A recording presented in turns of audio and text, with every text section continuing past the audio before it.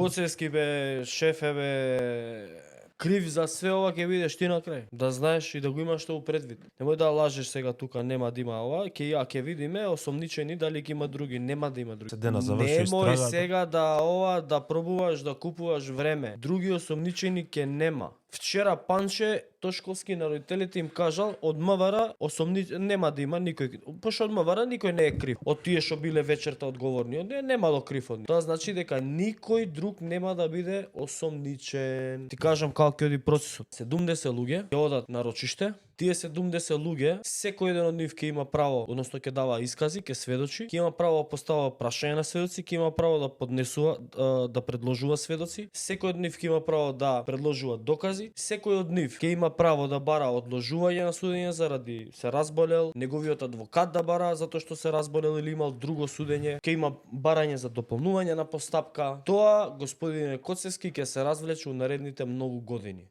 Па кога ќе заврши прв степен, ако заврши прв степен пред да застарат овие дела, ќе се оди на апелација, па исто и во апелација истиот овој процес, таму неколку години, па ќе вратат назад, па пак у основен, па пак исто све, па пак у апелација уште еднаш имаат право на жалба, па пак апелација дура одлучи. Тогаш тек ќе биде правосилно и на крајот ќе имаат луѓето право на жалба на врховен вонредно, па врховен дали и како ќе одлучи, неколку години ќе одлучува, па тек после тоа ќе може да бараат правда пред Страсбург. Време све ќе застане. Ете тоа вие правите.